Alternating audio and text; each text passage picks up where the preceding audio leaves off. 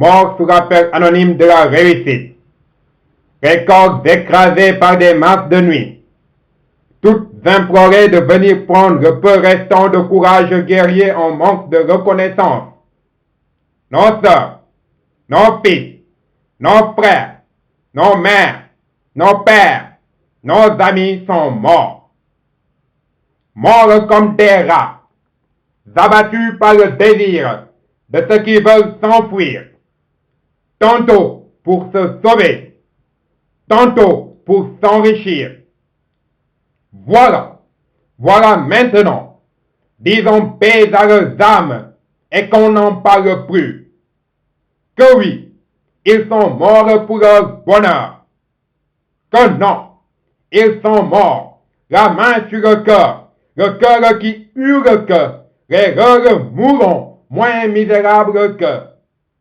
Oh certes, il reste du deuil et des rôles béants, incapables d'orner des fantasmes ou d'empirer le sort au moins. Au moins 100 morts à cette journée qui commence, moins pénible qu'hier, où on enterrait 20 de moins. Tout le monde avait pleuré dans la case, d'où nous parvenaient les noms de téméraires gens, trop sympathiques, fort bien aimés, pour rêver de mort. Morts ils seraient, hélas, sur les larges des océans lointains, eux-mêmes surpris, comme si nombreux aient en commun le courage de les défier avec telle insistance. Quelle est cette détresse qui les pourchasse? D'où puisse-t-il leur entêtement? De la couleur des pagnes de nos mères qui s'effritent? Des gouttes de sueur de nos pères qui ne parlent plus? Des seins corpulents qui pâlissent? Ou des regards qui raidissent?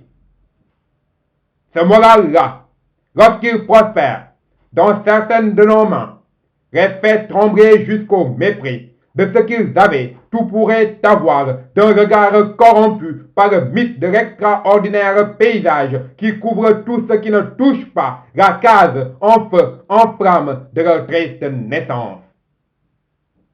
3 fois 10 morts de plus, et pas plus de 2 échos qui l'annoncent, 130 secondes empreintes de lassitude.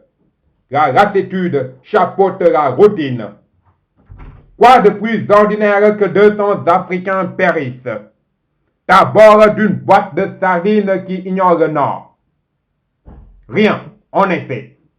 Depuis des années, il me semble, des siècles sinon, on a cessé de compter les morts par ici, comme si, étrangement, elles nous soulageaient. A-t-on seulement le droit d'autant bannir la vie?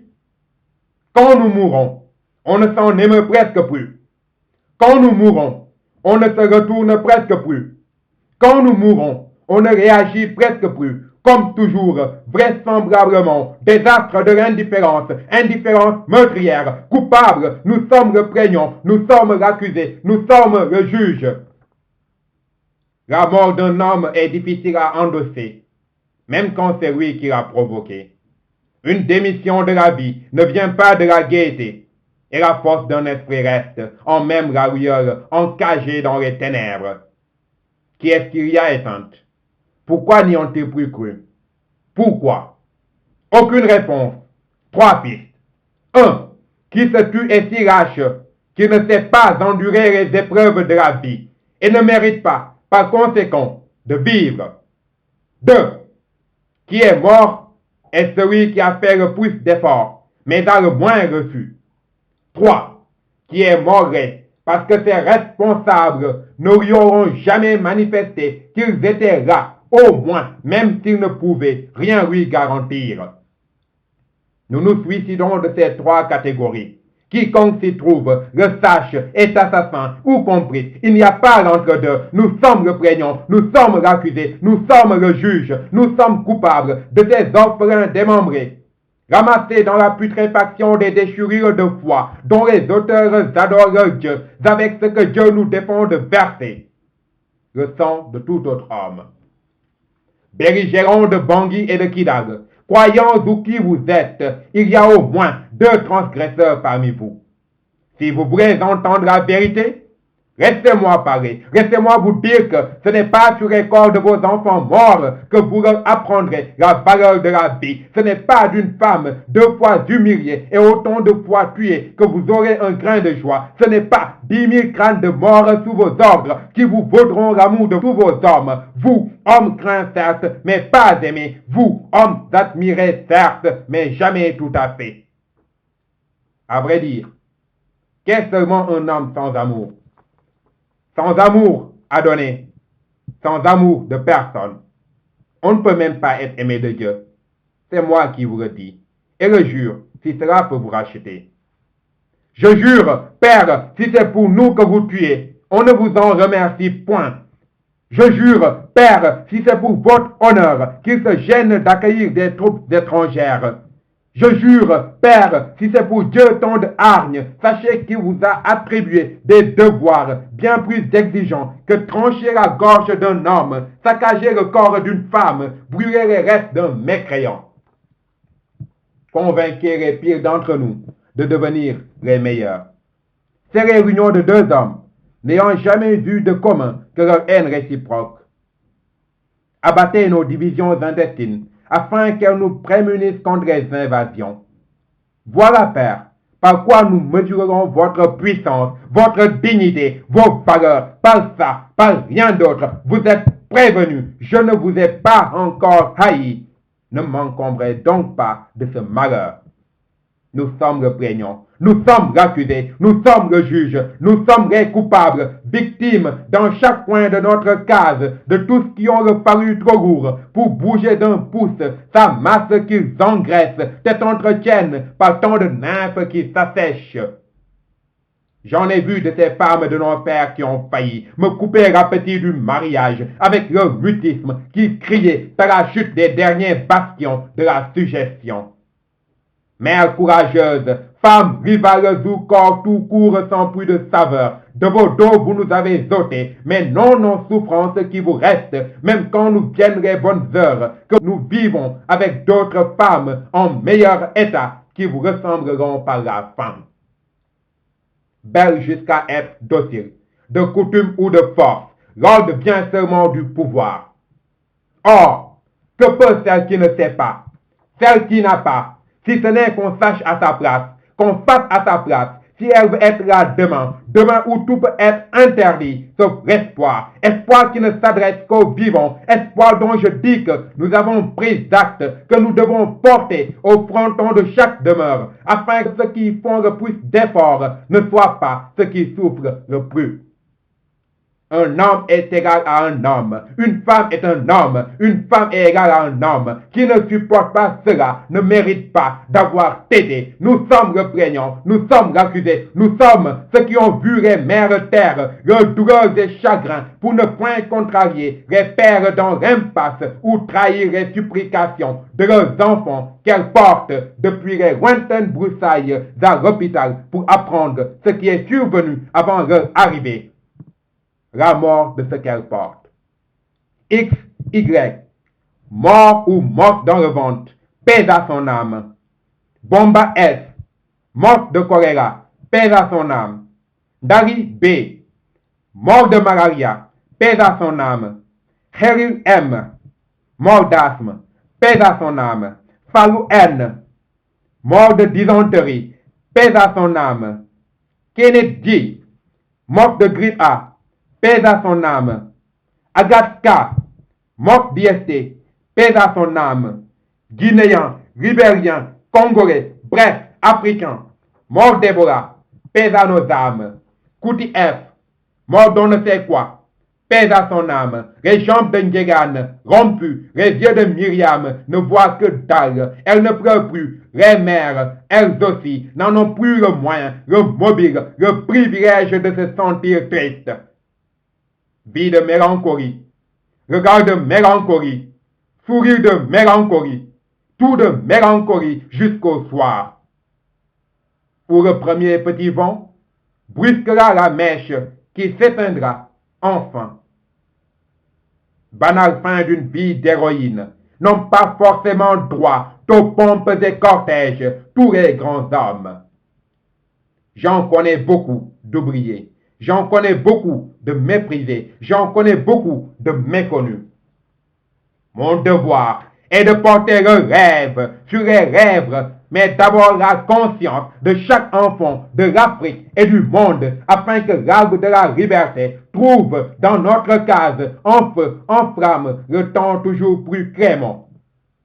Le temps infléchira les derniers mauvais doutes planant sur l'Afrique exemplaire dans la lueur du regard de nos pères qui franchissent la porte en feu, en flamme et marchent droit comme l'honneur sur le buste de l'obstacle volatile qui impatiente férocement de les entendre lâcher. Nous n'en pouvons plus de subir. Épargne-nous et donne-nous la liberté. Pitié.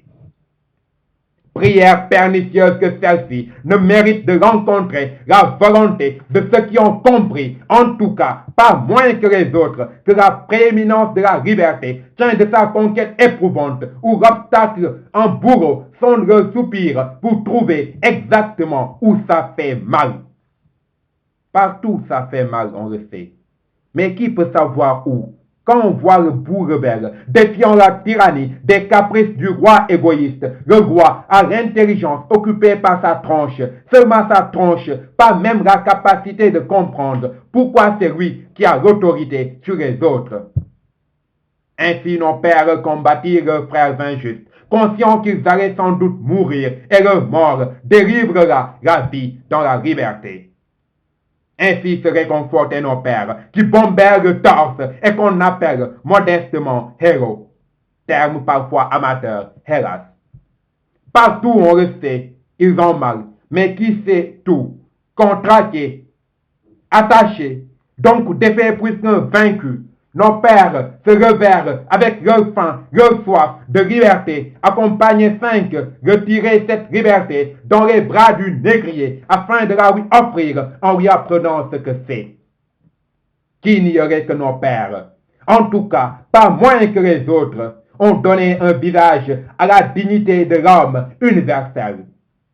Partout, on le sait, ils ont mal, mais qui peut vraiment savoir où, quand les eaux les montent à la tempe, que le soleil les effleure la tête, ils sont là pour ouvrir leurs bras, l'un pour le refuge des leurs, l'autre pour labourer même une pierre, car ce qui compte, c'est manger, ce qu'on mange a le goût de l'effort.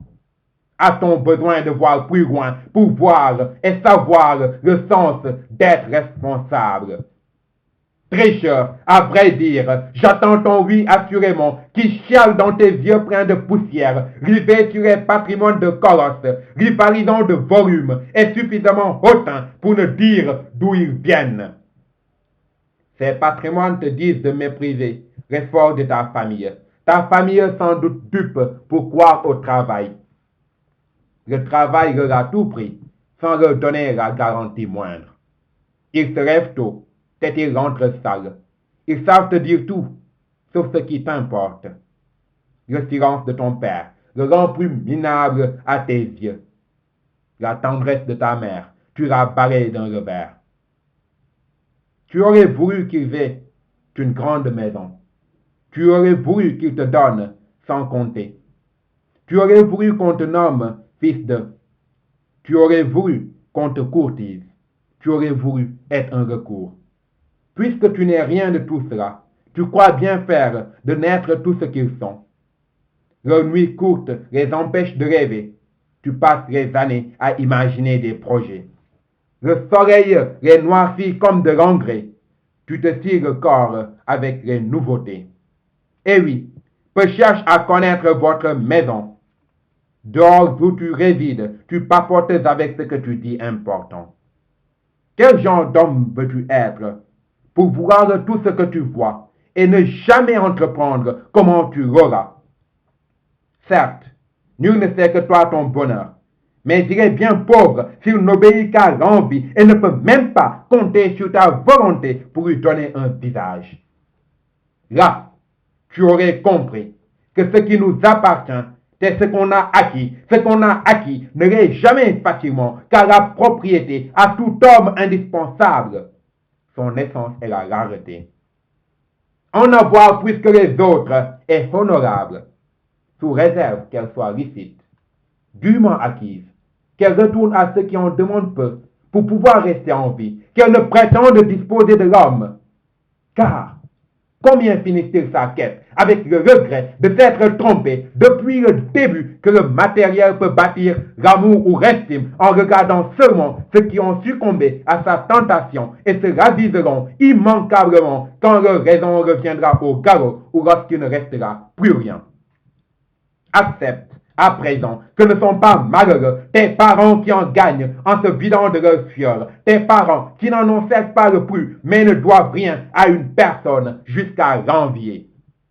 Ils suent pour manger, ils mangent pour vivre, ils vivent pour travailler. Or, celui qui travaille n'a pas peur, celui qui travaille n'a pas tort, celui qui travaille n'a pas honte. L'Afrique, je ne l'ai jamais douté, est le patron de cette grandeur qu'est le travail. Travaille sans relâche, travaille malgré les malgrés, qui lentement et progressivement et durablement imprime son nom dans chaque réel tournant de l'humanité. Si c'est par la nature qu'elle est le berceau de l'humanité, c'est par l'esprit et l'action qu'elle a émergé. L'humain y est demeuré indéfectible, malgré tous les malgrés. Malgré les mémoires estampillées de sang humain et de bouc, de loin plus célèbres que les flagellations de la miséricorde, de loin plus visibles que ces plumes dans le goudron versées à chaud sur un corps d'homme et sur la terre marine de la Sainte Amérique. Malgré les fours où l'homme le plus intelligent le prouvait en cramant les cuisses de bébé pendant entre les jambes de leur maman. Maintenant que le déni procure la honte, on admet enfin la lâcheté des masques noirs et blancs. C'est à vous que l'humanité vient de loin. Ce qui est tout à son honneur, grandir comme notre conscience qui a surmonté toutes ces barricades, s'étant employée à cacher sa belle face pour fourbir les mythes de la supériorité.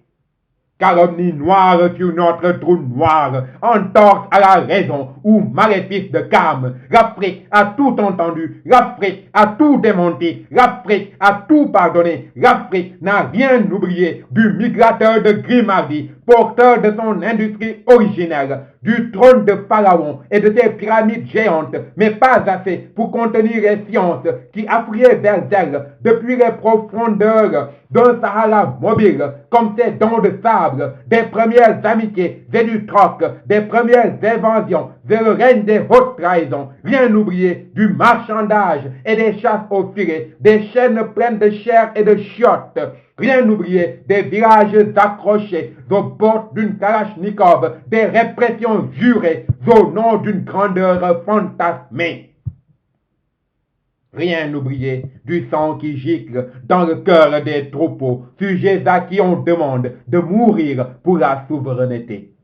La souveraineté devait demeurer inconnue à leur patrie. Rien oublié des masses enragées qui n'eurent point peur de mourir au nom de l'indépendance comme moumiés.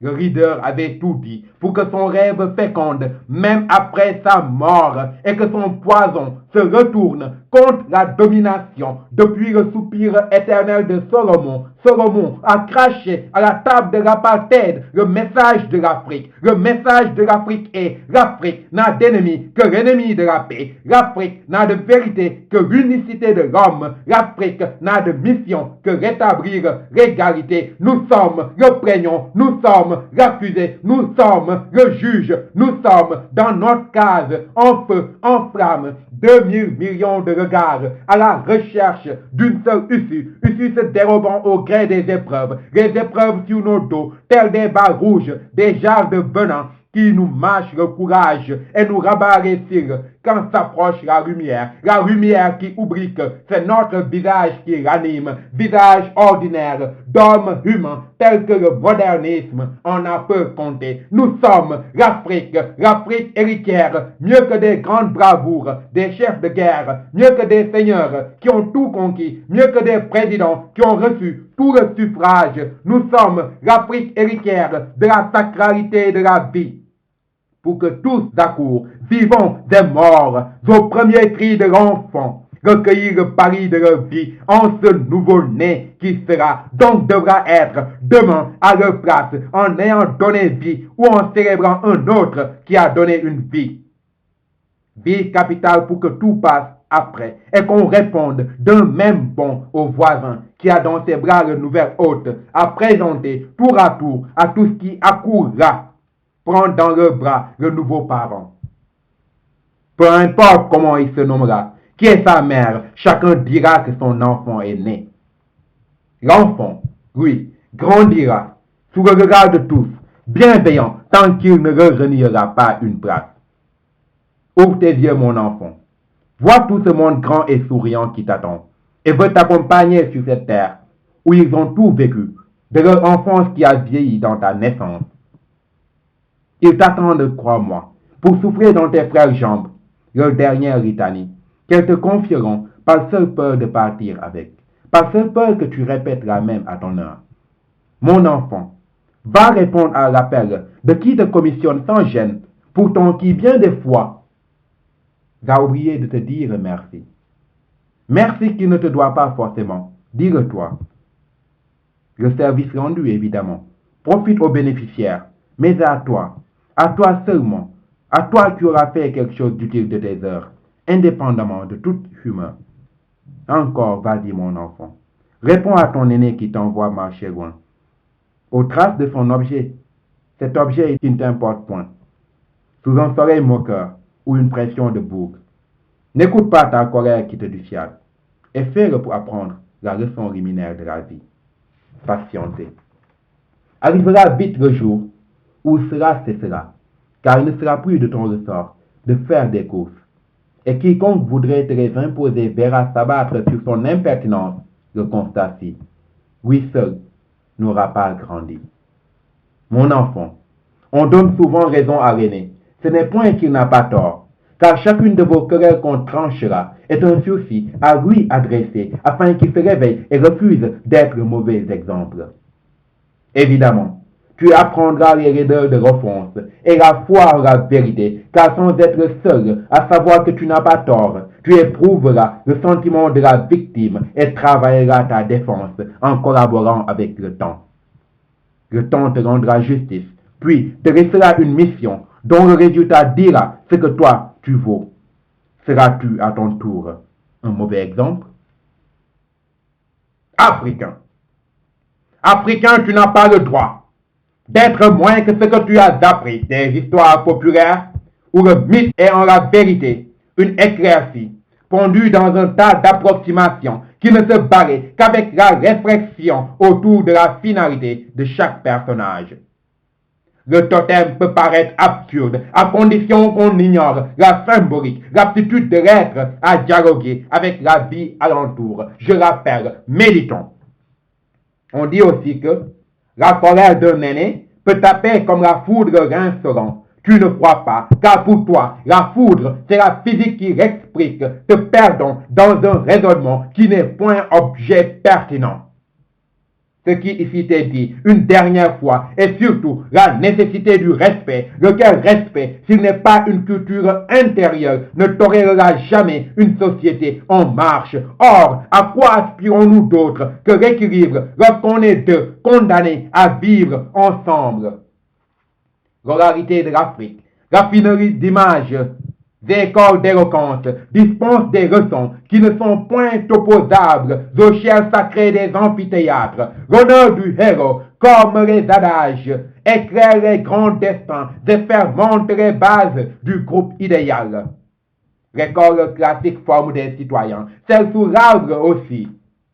Elle te rappelle l'essentiel, dans lequel tu embrasses l'humilité à l'écoute de ces personnes qui savent tout, ont leur famille, qu'elles entretiennent dans la dignité, mènent une vie réglée que ni le bonheur ni le malheur ne semblent avoir affecté et qui jamais ne se sont assises sur des bancs. Ma mère, ménagère, depuis que je l'ai connue, n'a jamais entrepris un tort et a beaucoup pardonné lorsqu'elle l'a subi. Dans son sourire inoffensif qui répond au bravo de Platon. Autrement, Platon a dit, une conscience sans mensonge à la majesté devant le roi qui voit, qu'il ne contrôle pas tout, puisque même s'il peut ôter la vie, il ne lui restera qu'à se trancher la tête pour ne plus ruminer la résistance qu'il a subie et la contraint à l'assassinat pour couvrir sa vanité en pleurs, éternellement en pleurs, parce qu'elle est coupable. J'ai appris de mon père que ce qui t'est confié n'est pas de tes finances, même si de faim ta famille doit mourir, qu'elle repose sans avoir mis dans son ventre une petite miette du bien d'autrui. Certes, les finances d'autrui sont des espérances vieilles qu'il ne faut jamais décevoir. Oh non, mon père ne connaît pas Saint Augustin. Saint Augustin tient de son Seigneur que celui qui n'est pas digne dans les petites choses ne peut pas être dans les grandes. Qui peut le contredire? Mon père est donc Saint Augustin. J'ai connu mon père avant Saint Augustin. Mon père m'a enseigné ce que j'ai lu chez Saint Augustin. Saint Augustin est respecté pour sa science. Mon père, lui, est africain. Pourquoi devrais-je moins le valoriser que Saint Augustin? Un homme peut-il vivre en deux lorsqu'il est tranché? Mon père et Saint Augustin forment cet homme qui est la vérité, vérité qui vaut pour tous les hommes, vérité qu'on rencontre partout, peu importe le nom et la race qu'on lui donne ou le conduit par lequel on la transmet. De fait, je ne peux pas être raciste, nationaliste, individualiste, car j'entends, malgré toutes les discordes, d'autres voix qui survolent les injustices en lesquelles je reconnais les sentiments qui m'animent pour confirmer que tous ne sont jamais vrais, tous ne sont jamais faux. Tout l'enjeu est de veiller que le faux ne commande jamais au vrai. Qu'on ne songe qu'on est faux parce qu'on est tel, qu'on ne songe qu'on est vrai parce qu'on est tel. Comme si, sur terre, on avait déjà vu un champ qui nourrit son homme dès la première pluie, ou un chemin qui s'allonge lorsqu'on le parcourt. La vérité étant partout, qui rebute celle en Afrique ne pourra jamais être un serviteur de l'Afrique, car pour représenter des personnes, il faut connaître qui elles sont. Qui juge que ce qu'elles sont est blâmable, soit a honte de s'y reconnaître, soit n'a pas compris ce que c'est. Par là, cette personne est coupable. Soit encore, elle ne déteste rien de tout ce qu'elle a vu ailleurs. Par là, son jugement ne vaut plus grand-chose, toujours. On ne peut pas être la silhouette d'une personne et espérer marcher plus vite que la seconde. L'Afrique veut bien connaître le reste du monde, connaître leurs héros et leurs ressources, mais après avoir seulement découvert les siens. Celui qui me montre son héros et me cache le mien ne veut rien d'autre que je me mette à l'aduler. Or, quelle sorte raison aurais-je de le faire si en moi je n'en éprouve manque? J'écris en français. L'anglais me plaît. J'aurais aimé parler espagnol. Mais aucune de ces langues ne peut valoir pour moi l'arabe, le baoulé, le swahili, le wolof, notre singularité, notre patrimoine, notre existence, passerelle de nos sociétés, clé de notre ouverture. Peu m'importe que les premières langues soient les plus parlées, ma langue est en moi et moi en ma langue. Elle me rappelle toujours que je viens de quelque part que j'ai quitté pour apprendre ailleurs ce qui est supposé améliorer la vie dans notre case, même quand de jour en jour, je ressens que cet espoir-là ne manque pas de naïveté, car je crois que ce n'est pas ici que je recevrai la révélation séculaire. Cependant, tout confirme ce qu'auparavant j'avais vu ou entendu. Ainsi, redis-je, réussite pour un Africain n'a de mérite que si c'est l'Afrique qui en inspire le bénéfice. Dites, lorsque tout le monde se bat pour son propre continent, comment nomme-t-on celui qui ne se soucie du sien? L'Afrique, comme tout rien, est une charge. Le premier lien reconnu est la famille. Le deuxième lien conçu est l'entourage. Il y a la communauté jusqu'à la nation. Il y a la nation jusqu'au continent. Le continent fait partie du monde. Un intérêt pour un lien, s'il est bien conçu, doit mener à l'autre lien. Si je privilégie l'Afrique, ce n'est point que j'occulte les autres, mais qu'elle est la plus atteinte. Lorsqu'un enfant t'accourt au chevet du parent, de devoir on parle. Lorsque d'ailleurs arrive une bonne volonté de secours, on parle. Je m'abstiens d'appeler au secours, car rien de ce que réalise le secours n'est au-dessus de nos forces. Il n'y a donc aucune excuse pour l'Africain à qui incombe ce devoir. Nul ne lui fera grief s'il se dérobe à celui-ci, mais il n'y va point de sa gloire. Aussi, s'il est vrai qu'une gratitude vaut cher, ne doit-on pas veiller à ne pas la devoir à tout le monde? Recevoir un soutien d'un ami est acceptable, à condition qu'il se produise le moins. Telle condition non honorée ternit les plus saines volontés, car l'habitude dans l'assistance mène à la paralysie du réflexe noble d'être responsable de soi-même dans l'omniprésence. De tout, passons-nous, sauf de la conviction qu'on peut de nous-mêmes aller toujours plus loin, faire comme les autres, faire mieux que les autres.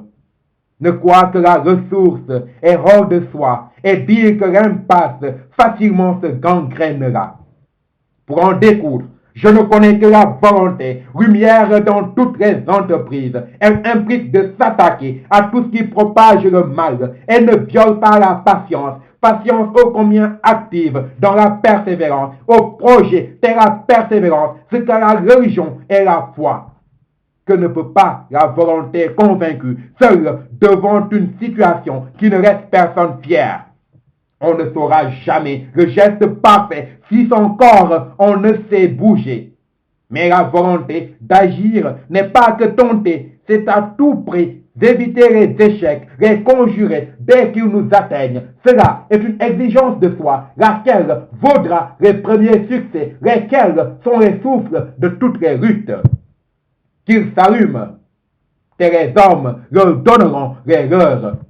Que de l'étincelle jaillisse le brasier, que du brasier inonde la lumière inonde chaque recoin de notre case en feu, notre case en flamme, qu'il a tant attendu, de ces fils qui sont partis pour ne plus revenir, de ces fils qui sont là, qui ne songent qu'à partir, de ces fils qui résistent, dont beaucoup sont morts, de leur conviction comme de leur corruption.